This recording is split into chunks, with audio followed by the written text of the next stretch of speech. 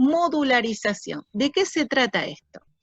Vieron que cuando uno tiene un problema grande o un gran problema, si lo divido en pequeños problemas es más fácil de solucionar, ¿sí? Yo tengo un gran problema, busco diferentes soluciones a pequeños problemas, y entonces cuando uno todas esas pequeñas soluciones, llego a una gran solución, que sería la de solucionar mi gran problema.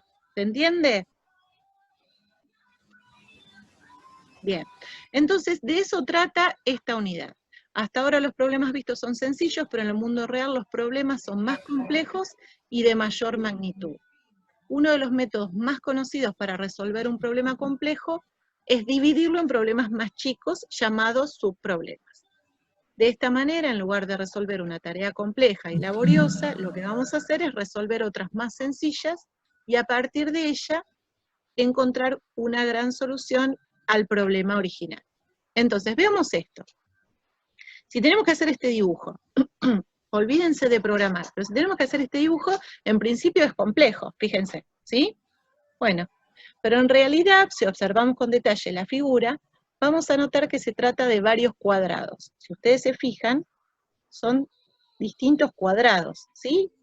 A primera vista no parece, pero si después vamos repasando, se dan cuenta que son distintos cuadrados. Entonces, bueno, por ahí puedo ir buscándole la vuelta y viendo cómo resolvería esto de dibujar un cuadrado. Entonces, ¿cómo voy a dibujar un cuadrado? Bien, dibujar un cuadrado es algo mucho más sencillo, ¿sí? Definitivamente es repetir 4 veces algo. Ustedes ya saben usar estructuras de control repetitiva, en este caso podrían usar un for o un while, pero seguro que van a iterar o a repetir 4 veces algo. Este algo podría ser dibujar un lado y doblar a la derecha, y así 4 veces. ¿Está bien? Perfecto. Pero tenemos un problema. Los cuadrados no están ubicados como se espera. Por ejemplo, si yo tengo 2 cuadrados de esta manera, no están ubicados así. Entonces debemos ubicar los cuadrados para formar la figura más compleja. A ver, hay gente que me está pidiendo entrar, perdón. Entonces deberíamos ubicar los cuadrados para formar la figura más compleja. Entonces podemos pensar algo como lo que sigue. Dibujar un cuadrado, rotar o girar a la derecha la figura. ¿Qué? Queda algo así. No, es la caja. ¿Qué digo yo? ¿Alguien me está hablando? ¿Alguien quiere hablar? No sé quién está hablando. ¿Sigo? Bueno, entonces, bueno, sigo. Cualquier cosa me chiflan, porque no sé si están hablando conmigo o con alguien más. Bien. Luego podríamos dividir el problema inicial en las siguientes tareas. Dibujar un cuadrado y rotar el cuadrado 1 grado. Y entonces me queda ese dibujo que ustedes ven acá. ¿Está bien? Hola, pa. Bueno. Entonces, si eso lo juntamos y lo iteramos, tenemos la gran solución a nuestro gran problema. No sé quién está hablando. ¿Alguien está hablando con su papá? Y no estamos... A ver, ¿quién es? ¿Pero dónde andás? Ah, bueno. Sí, a ver, ¿quién está hablando?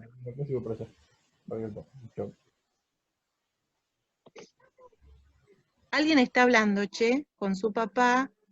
Por ahí silenciar.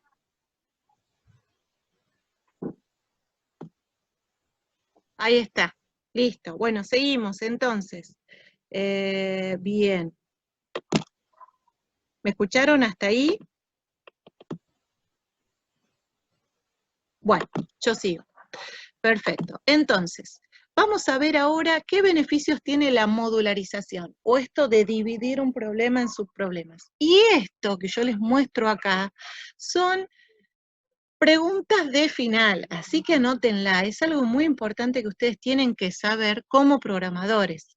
Esto es fundamental. ¿Qué es la modularización? Es una técnica también llamada diseño descendente, o divide y vencerás, o programación en top-down. O sea, yo tengo un gran problema, programa a resolver, y lo voy dividiendo de modo tal que voy a poder entonces buscar pequeñas soluciones y de esta manera ir descomponiendo la complejidad del problema. Entonces justamente tiene que ver con la tarea de descomponer un problema. Favorece el trabajo en equipo, ya que las aplicaciones complejas necesitan más de una persona para poder implementarse, ¿sí? Por ejemplo, yo que estoy ahora en mi casa, a ver, voy a admitir a alguien. Supongamos, yo estoy en mi casa, ¿uno qué hace en su casa? En general, ahora que estamos en cuarentena, limpiamos, y limpiamos y limpiamos. Bueno, si yo tengo que limpiar mi casa sola, con todas las habitaciones que tiene, voy a tardar, supongamos, 2 horas, ¿sí? Porque empiezo por la habitación esta, después sigo por el baño, después sigo por la cocina, después por el patio, ¿está bien? Voy haciendo la limpieza de los cuartos, uno a continuación del otro. Pero si yo divido este gran problema de tener que, a ver si hay alguien más, yo escucho bien, se entrecorta, bien, a ver, silenciar los micrófonos de todos. Che, a ver si a ver cómo es. ¿Cómo era esto? Espérenme, perdón, ¿eh? A ver si puedo. No sé hacerlo sin dejar de compartir.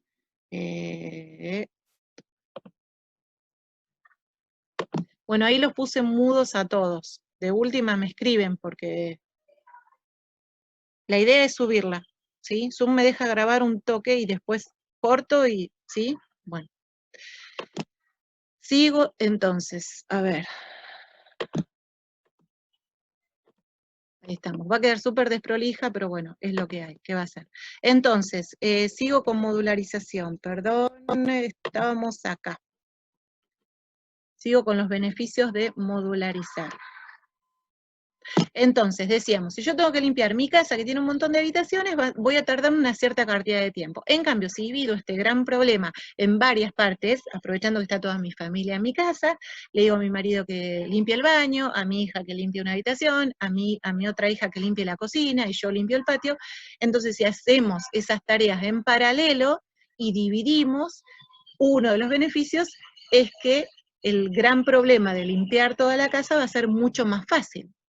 ¿Por qué? Porque entonces vamos a dividir tareas, vamos a usar menos tiempo, menos recursos, ¿está bien? ¿Se entiende? Bueno, entonces por eso dice que favorece el trabajo en equipo, porque podríamos resolver toda esta tarea dividiendo en módulos, ¿sí? Los distintos problemas. Por eso favorece el trabajo en equipo. Mantener un código no modularizado es mucho más costoso que mantener un código modularizado. Bueno, ahora que todavía por ahí no sabemos modularizar, no se entiende, pero supongamos que hoy hacemos un código de 3.000 líneas de código, ¿sí? Un programa de 3.000 líneas de código. Si lo hacemos todo, imagínenselo, en un texto plano, en un gran programa, va a ser difícil que dentro de unos años entendamos cómo lo pensamos, ¿sí? Si bien podemos ponerle comentarios, como ya lo hemos dicho varias veces, si modularizamos, si dividimos los problemas y los encapsulamos de una forma que yo en un ratito les voy a contar, va a ser más fácil de comprender y entonces va a ser menos costoso mantenerlo, ¿sí? Mantener, ¿qué significa? Yo hoy hago un programa, y mantenerlo significa que todas las actualizaciones que tenga que tener ese programa forman parte de la mantención, ¿sí? Del programa. Eso también se cobra como programador. Yo vendo el programa y después el mantenimiento también lo cobro. Entonces es menos costoso en términos de tiempo y de dinero. Bueno, y por último, el tiempo utilizado para entender el código y luego modificarlo es en general mucho menor. Bien, es lo que les dije recién. Esos son todos los beneficios. ¿Está bien? Bueno. Funciones. ¿Cómo modularizar en Python? En Python contamos con módulos y funciones. Bien, acá voy a hacer un paréntesis.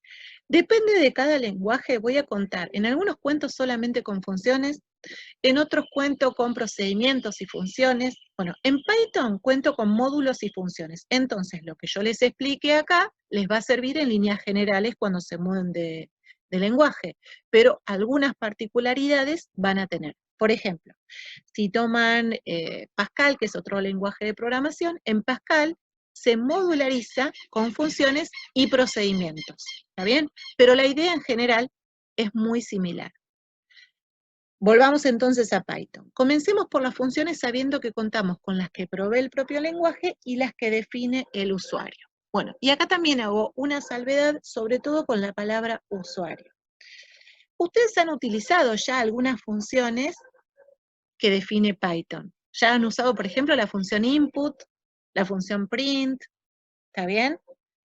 Algunas funciones ya las trae cada lenguaje. ¿Y para qué? Bueno, justamente para ahorrarnos tiempo, porque son cosas que se resuelven siempre, a diario, habitualmente, y entonces alguien se ocupó de, para Python, hacer ya ciertas funciones. Nosotros como programadores las reutilizamos. Input, por dentro, está programada, no es que funciona mágicamente. Dentro de input, dentro de esa función, hay unas ciertas líneas de código que justamente me permite que lo que el usuario tipea, yo lo pueda captar en una cadena de caracteres, ¿sí? Bueno, eso es lo que hace input, por ejemplo. Lo que hace print es permitirme informar a modo de cartel o de impresión lo que yo escribo ahí adentro, la cadena de caracteres.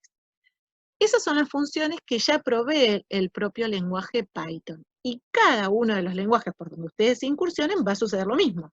Ya va a tener funciones que están declaradas y que alguien se ocupó justamente de crearlas para que el resto de los usuarios las reutilicen. Y cuando yo digo las que define el usuario, acá el usuario no es la gente común. Acá el usuario no es quien va a utilizar el programa, el usuario vendría a ser el programador, ¿sí? Entonces, nosotros, en este ámbito y en este contexto, seríamos los usuarios. No somos los que vamos a utilizar el programa porque somos los que lo estamos programando o diseñando, pero así se define, valga la redundancia, ¿sí? Entonces, en cada lenguaje tenemos funciones que ya vienen con el lenguaje, ¿sí? Como input, print, y las que nosotros podemos definir como programadores. ¿Está bien? Perfecto.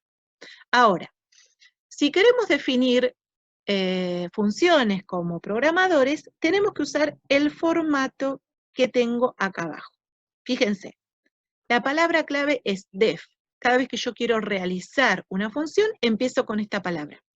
Después pongo el nombre de la función. El nombre de la función no tiene que tener espacios en blanco, por eso acá utiliza, por ejemplo, los guiones, y si no, puedo usar la notación en camello. ¿Se acuerdan cómo es la notación en camello? La notación en camello, para el que no se acuerde, empieza cada nueva palabra con una mayúscula. A ver si puedo, ¿sí?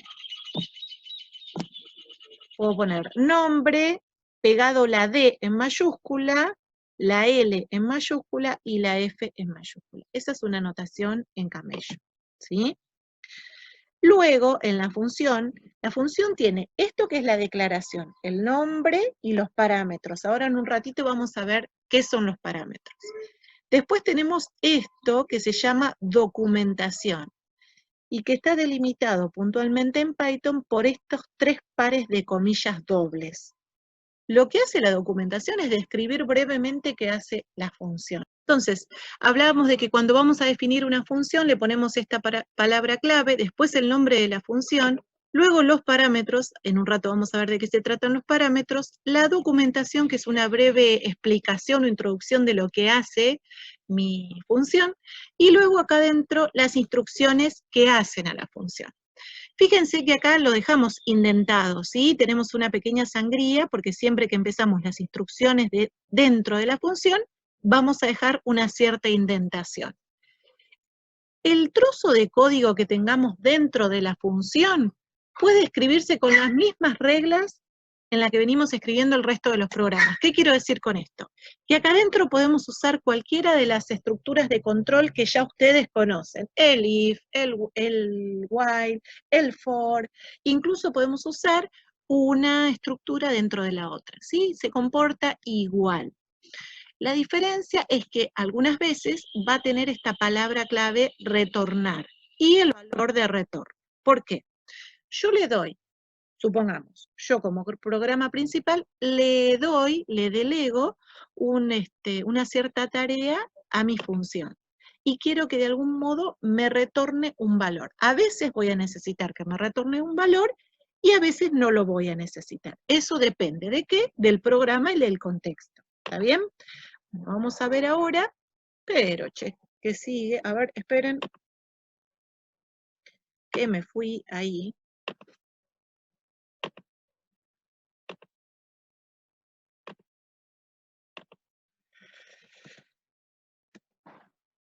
Bien. Entonces, valor de retorno, y es lo que les decía recién, a veces voy a necesitar y a veces no.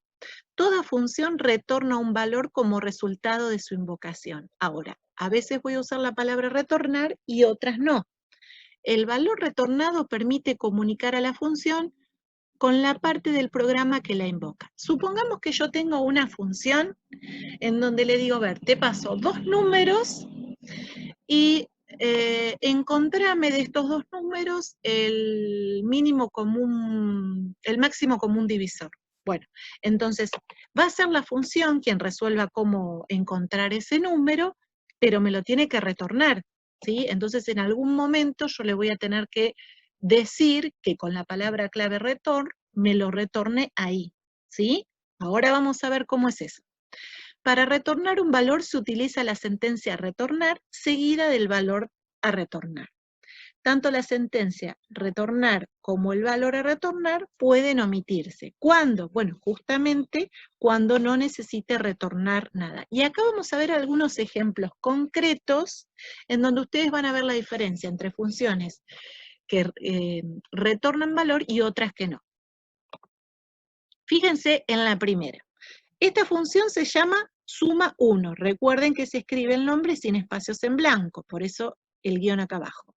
Valor es el argumento, es lo que yo le paso como programa principal a la función para que luego me la retorne, ¿sí? O me retorne un valor o un cartel o lo que sea. Bueno, acá hay un comentario, dice, le suma 1 al argumento y lo imprime. Entonces, supongamos que yo acá recibí el número 8, ¿está bien? Yo quiero que esta función incremente en 1 el valor recibido y me lo muestre. Entonces, lo que hace esta función es eso. Recibe un valor, supongamos que recibió el 8, imprime ese valor, o sea, el 8 más 1. Entonces va a imprimir 9. Ahora, esta función, fíjense el cartel de acá, al no tener la sentencia retornar, retornará el valor none, luego de ser invocada. Entonces, si yo quiero guardar de alguna manera el valor que retornó esta función llamada suma 1, ese valor es none. Amén de que va a imprimir 9. Vamos a ver otro ejemplo. Fíjense este ejemplo, es muy parecido, pero es diferente. Se llama igual, también recibe un solo parámetro y le suma 1 al argumento, pero en este caso no lo imprime, sino que lo retorna. Como lo retorna, no va a usar print, va a usar esta palabra clave, ¿sí? Y va a ser la misma, digamos, operación, pero solo que la retorna. ¿Cuál es la diferencia? Si la imprime, ese valor lo pierdo. O sea, el 9 lo imprimió, lo mostró y lo perdí. ¿Está bien? En cambio, si lo retorna, me da la posibilidad de guardarlo en alguna variable. ¿Sí? Esto lo vamos a ver ahora en un ejemplo. En otros lenguajes, a las funciones que no retornan valor alguno, se las denomina procedimientos. En Python no se hace distinción. ¿Se acuerdan que yo les dije cuando empezó la clase que dependiendo de cada lenguaje de programación con el que trabajemos, se modularizaba con funciones en algunas con módulos y funciones, en otras con procedimientos y funciones? Bueno, en Python se modulariza con módulos, que todavía no lo vimos, y con funciones. Ahora, estas funciones pueden retornar o no elementos, ¿sí? Eso es lo que quiere decir esto. Fíjense lo que sucede acá. Tenemos una función que se llama bienvenida y que no recibe ningún parámetro. Y está bien, porque hay veces que yo no necesito pasarle un parámetro. A ver qué hace esta función. Esta función muestra un mensaje de bienvenida. Print hola mundo. No tiene sentido, absolutamente no lo tiene, pero es un ejemplo bobo para que entiendan este concepto. Acá empieza lo que es el programa principal. ¿Por qué? Una cosa es definir una función, decir, bueno, a ver, vos te llamás tanto, recibís tantos argumentos y vas a hacer esto, y retornas esto o no retornas nada. Y otra cosa es invocarla o hacerla trabajar. O sea, llamar a esa función por su nombre, pasarle los parámetros que pudiera recibir y hacerla trabajar. Si yo la defino y no la invoco, es de gusto.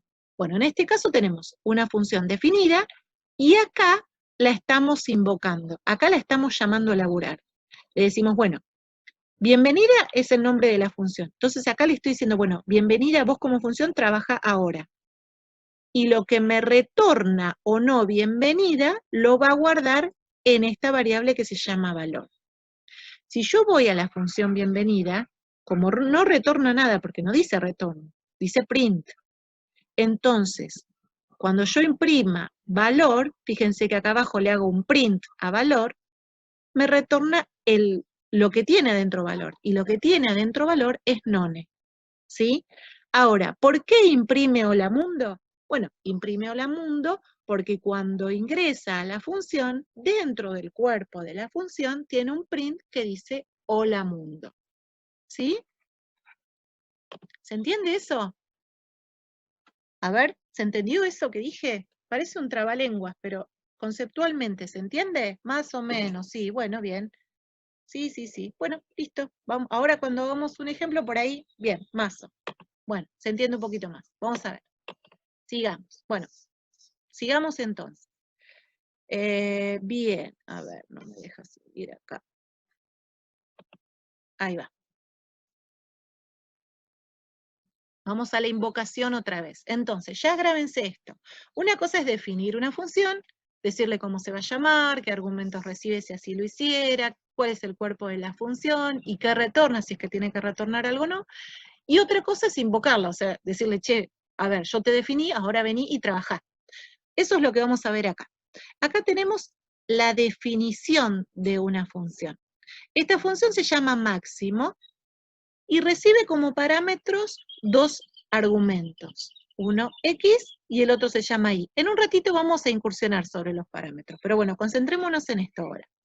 Esta función retorna x si es x mayor que y, y si no, va a retornar y. Entonces, pregunta, según lo que recibió como parámetro, si es menor que x, retorna x, porque x es mayor, y si no, retorna y. Vamos a dar un ejemplo concreto. Supongamos que y vale 2 y que x vale 3, ¿sí? Entonces, acá voy a recibir un 3, porque x e y acá son variables.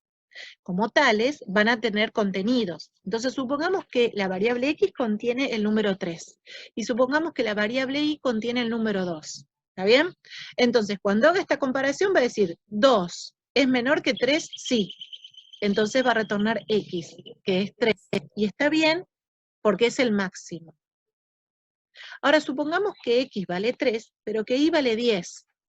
Entonces, cuando haga esta comparación y diga 10 es menor que 3, va a decir que no, y va a retornar y, que es 10. Y está bien porque es el valor máximo.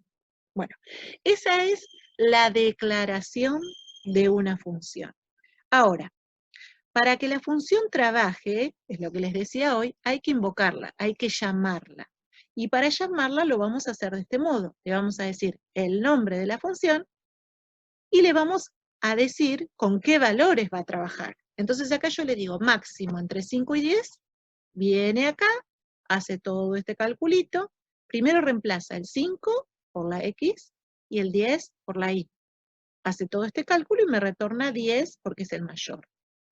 Luego, la puedo volver a invocar, y en realidad para eso la hago, para invocarla todas las veces que yo quiera, ¿sí?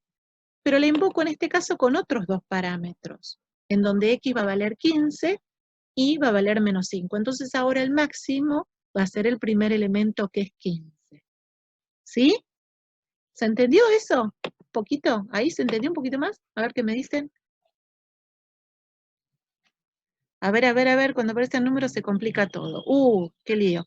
Che, a ver, profe, eso del máximo es lo que se va al ejecutar F5. Bueno, depende, a ver, depende de dónde lo estés ejecutando. A mí lo que me interesa es, cuando ustedes trabajen de programadores, van a trabajar, no sé si van a trabajar con Python, y no sé si van a trabajar con qué IDLE o con qué ambiente, no me interesa. Hoy, que están empezando esta carrera en el primer cuatrimestre, lo único que me interesa es que sepan programar. ¿Qué quiere decir que sepan programar? Que sepan usar adecuadamente las estructuras de control, las variables, los contenedores en su momento, que sepan modularizar, que sepan definir una función y luego poder invocarla. Entonces, depende el ambiente que usen para programar, van a usar F5 o no. Ahora yo te voy a mostrar en un rato un ejercicio completo, un ejemplo concreto, y ahí vamos a ver esto de cómo lo hago para ejecutarlo y qué es lo que pasa. ¿Se entendió, David? Bueno, David y el resto, ¿no? ¿Se entendió? Bien. Profe, otra cosa, el retorno, sí. ¿Es como el print con la diferencia? No, justamente el retornar y el print son dos cosas distintas, ¿sí? Y justamente ahí ustedes tienen que hacer foco.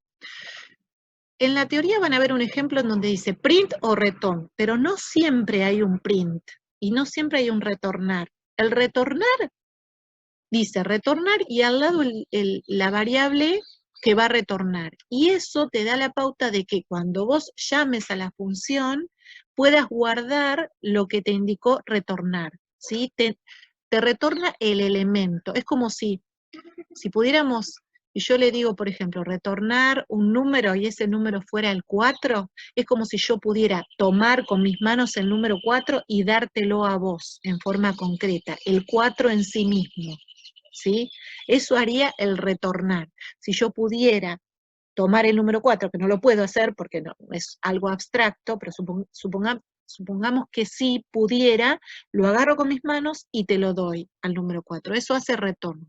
En cambio, el print lo que hace es mostrártelo. Yo levanto, te muestro el 4 y nada más. Pero vos no lo tenés como programa principal, no te haces de ese valor, simplemente lo ves. Esa es la diferencia entre print y retornar. No sé si me llegan a entender, si no le busco otra vuelta para explicarles.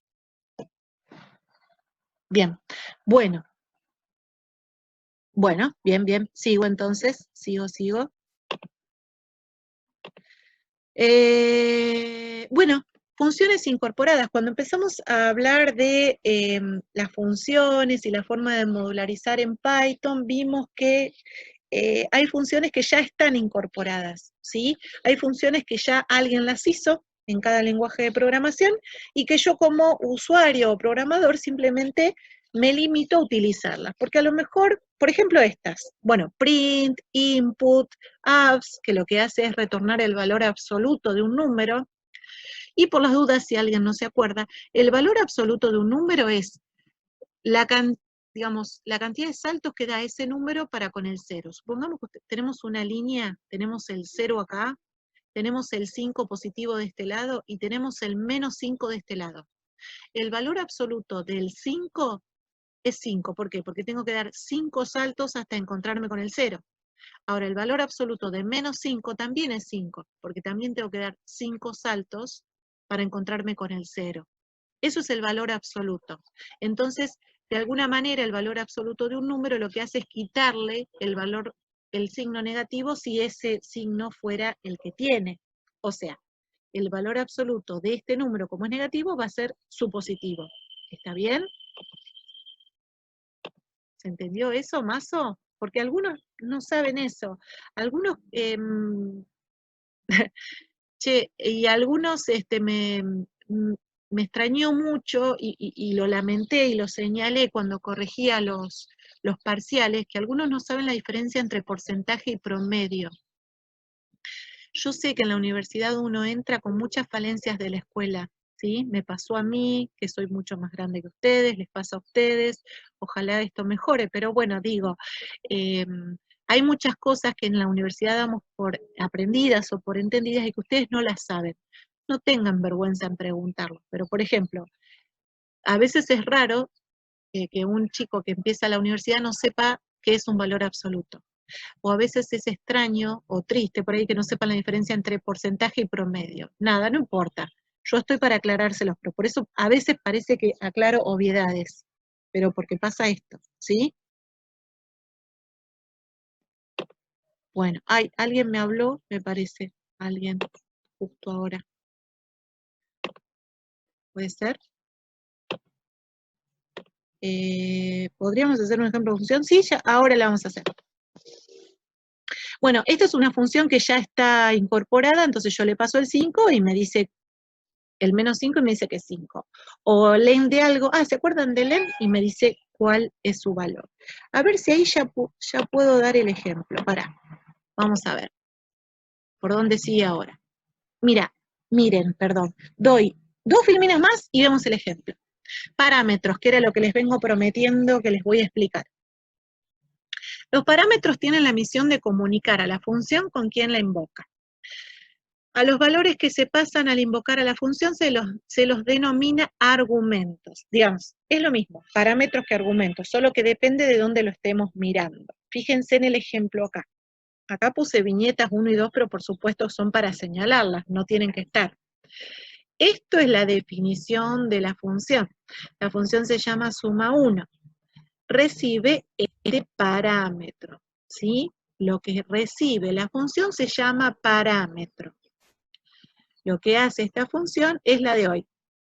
Toma un valor, un parámetro, lo guarda acá, le suma 1 y lo retorna. Entonces, si recibo el número 47, me va a retornar esa función el número 48. Me lo va a retornar. Esta es la definición de la función. Yo acá voy a invocar la función, acá voy a llamar a la función, la voy a hacer trabajar. Entonces, cuando la llamo, pongo el nombre de la función, tal cual, y entre paréntesis le voy a poner el parámetro real o argumento. Entonces, acá se llama parámetro formal, y acá se llama parámetro real o argumento. ¿Por qué formal acá? Bueno, porque es representativo, porque acá yo voy a tener una variable, digamos. ¿Está bien? Acá voy a tener una variable porque yo no sé con qué valores la voy a llamar. Esto es general. En cambio, le voy a pasar el parámetro real o el argumento real acá. Acá concretamente le voy a pasar el argumento. Entonces yo acá estoy invocando la función suma 1 con el parámetro real o argumento 5, que acá toma este lugar, y retorna el 6. Este 6 se va a terminar guardando en esta variable que tengo acá. Ahora, ¿se llaman igual? ¿Hay problema? No, no hay problema. ¿Sí o sí se tienen que llamar igual? No, no necesariamente. Y ahora vamos a ver por qué. Los parámetros reales y los formales se asocian por posición y no por su nombre, ¿sí? Independientemente de cómo se llamen, el primer argumento se asocia al primer parámetro formal y el segundo argumento al segundo parámetro formal. Y así siguiendo con todos los que restan. ¿Cuántos parámetros puede tener una función? Bueno, no voy a tener 500, pero puede tener más de uno. En realidad puede tener de 0 y más, ¿sí? Ahora, si yo la defino con 3 parámetros formales, después le tengo que pasar 3 argumentos, no le puedo pasar menos, ¿sí? Si bien Python me permite hacer ciertas chanchadas entre comillas, ustedes sepan que la cantidad de parámetros o argumentos informales que tengo acá tienen que ser la misma cantidad de parámetros de acá. Y el primer lugar va a pertenecer al primer lugar, el segundo va a pertenecer al segundo, y así con cada uno. Entonces, esta función lo que hace es concatenar lo que tuvieran estas variables adentro. Y retorna justamente la concatenación de esos 3 parámetros formales. Cuando le invoco, fíjense lo que le paso. Le digo el nombre de la función y le paso los argumentos. En este caso, A es una cadena de caracteres compuesto por un solo carácter. B es otra cadena de caracteres y C es otra. Como las concatena y las cadenas de caracteres entiende al signo más como concatenación, o sea, es como que pegamos los caracteres, me queda la cadena formada ABC. ¿Sí? ¿Se entiende eso? ¿Se entendió eso? Perfecto. Bien, bien, bien. Perfecto. Bueno, y creo que ahí entonces... Perfecto, listo. Lo que vamos a hacer ahora es ir a un ejemplo concreto. Permítanme que voy a cerrar esto y les quiero mostrar otra cosita. A ver, ¿dónde lo tengo? Acá. Lo que vamos a hacer ahora es ver un ejemplo concreto. A ver, ¿cómo me doy cuenta cuándo voy a modularizar? ¿Cómo me doy cuenta cuándo hacer una función? Digo, no es arbitrario, no es que tengo un programa de 3000 líneas de código y entonces ya estaríamos diciendo entonces al poner def. Yo estaría modularizando entonces al poner def. Claro, sí, pones def, definís la función. David, estoy respondiendo lo de David. Y estás declarando la función. Lo que te estaría faltando es invocarla. Lo que estaba diciendo antes es, no es que yo tengo 10.000 líneas de código, en el medio de María entendí, bueno, listo. No tengo 10.000 líneas de código y corto a las 500, a las 200, a las 300, digo, bueno, esta parte es una función, esta parte es otra y esta parte es otra. No, cada función tiene que estar de alguna manera definida de modo tal que tenga alguna coherencia. Vamos a ver el siguiente ejercicio, ¿sí? Vamos a analizar un ejercicio, ahí está, enunciado. Escribí un programa que solicite el ingreso de números enteros positivos, finalizando luego de leer un número para el cual la suma de sus dígitos sea menor que 10 o mayor que 50. Informar la cantidad de números impares leídos. Bueno, leerlo así rápido no es sencillo ya para entenderlo, hay que analizarlo. ¿Cómo lo analizamos? Vamos de vuelta a leerlo. Escribí entonces un programa que solicite el ingreso de números enteros positivos, ¿sí? Finalizando luego de leer un número para el cual la suma de sus dígitos sea menor que 10 o mayor que 50. Y ya estoy terminando. Me quedan 10 minutos. Bueno, listo. Explico esto rápido y después la corto porque tengo que grabar, ¿sí? Supongamos entonces que vamos a leer estos números, ¿sí? Supongamos que leemos estos números, pero esto es un ejemplo. En realidad tiene que funcionar para cualquier variedad de números, pero supongamos este ejemplo. Leemos el 349. La suma de los dígitos es 16, ¿sí? 3 más 4 más 9 es 16. Después leemos el 56. Entonces la suma de los dígitos es 11. Después leemos el 191, la suma de los dígitos es 11. Entonces, voy a ir leyendo estos números, ¿sí? Y tengo que finalizar cuando leo un número para el cual la suma de sus dígitos sea menor que 10 o mayor que 50. Entonces, este entra, porque está entre 10 y 50. Este también, este también, este también. Cuando lea 90, voy a tener que parar, porque la suma de sus dígitos es 9. ¿Está bien? Y por otra parte, perdón, ¿eso se entendió? ¿Se entendió eso? ¿Cuándo voy a parar? Perfecto. Bien, bien, bien.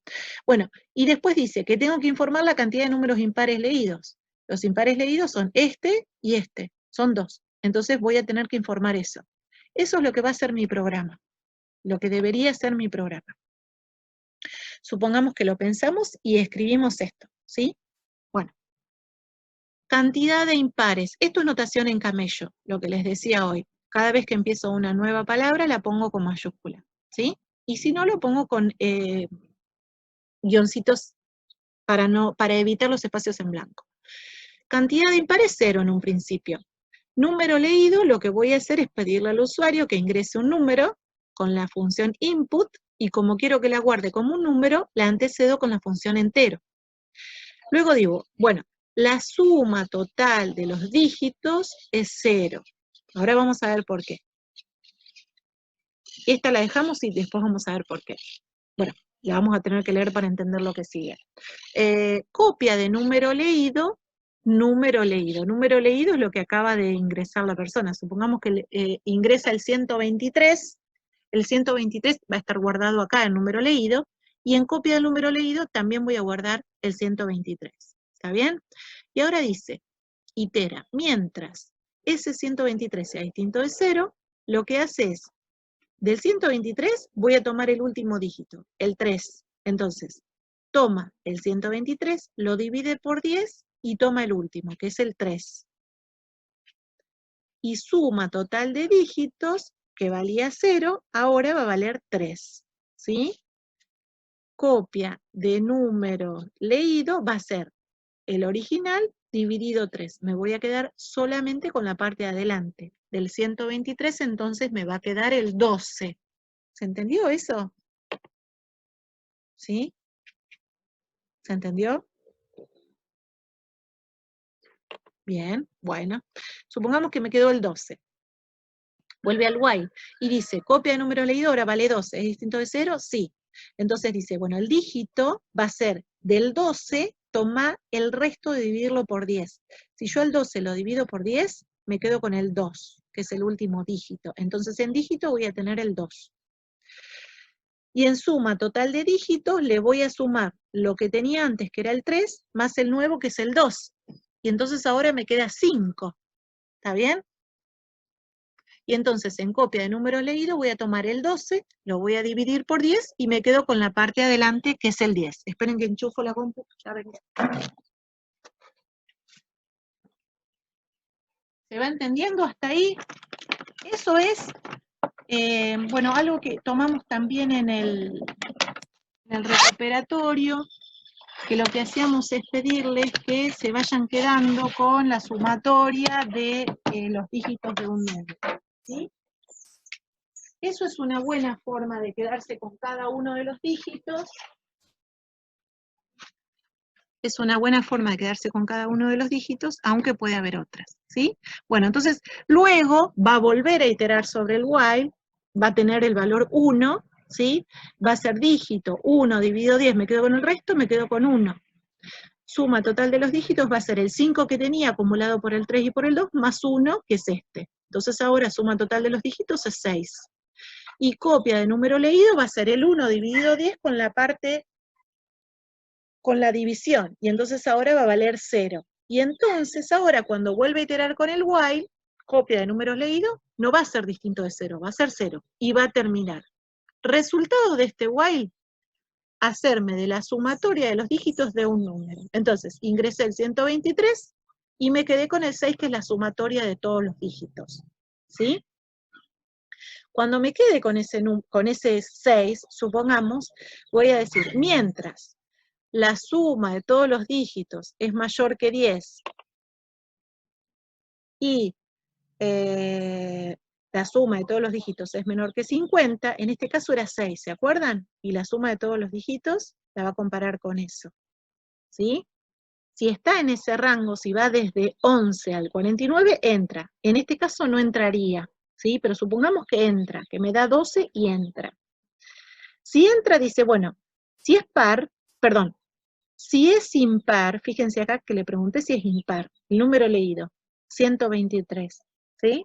Si el número es impar, entonces incrementa la variable cantidad de impares, ¿sí? Que era la que había inicializado en 0 inicialmente. Después vuelve a pedir otro número y vuelve a hacer, fíjense que este código es igual que este, es lo mismo, ¿está bien? Entonces, lo que puedo hacer en este caso es decir, bueno, si tengo acá una cierta cantidad de líneas de código que son exactamente iguales a estas, ¿por qué no las unifico y las encapsulo en una función?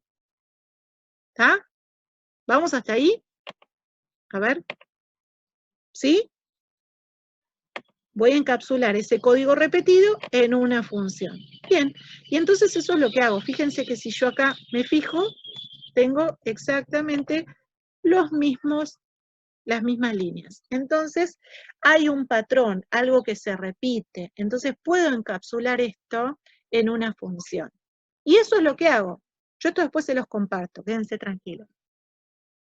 Vuelvo a redefinir el código que les mostré recién, pero utilizando función. ¿De qué manera? Acá defino la función. Acá lo que hago es escribir todas las líneas de código que tenías repetidas ahí arriba, y después lo que hago es invocar a la función. Acá la invoco, ¿sí? Y acá la invoco. Entonces, en términos de ahorro, bueno, me ahorro repetir la misma línea de código acá y acá. Y acá, bueno, no es mucho porque en realidad se repetía 2 veces, pero supongamos que se hubiera repetido varias veces. Entonces, escribo un montón de líneas de código de gusto, siendo que puedo invocar a la función cuantas veces yo quiera, ¿sí? Esa es la definición de función acá arriba y la invocación acá. ¿Está bien? Fíjense que acá yo llamo a la función sumar dígitos, esta función se llama sumar dígitos, tiene un argumento formal, un parámetro formal, y el argumento real lo tiene acá.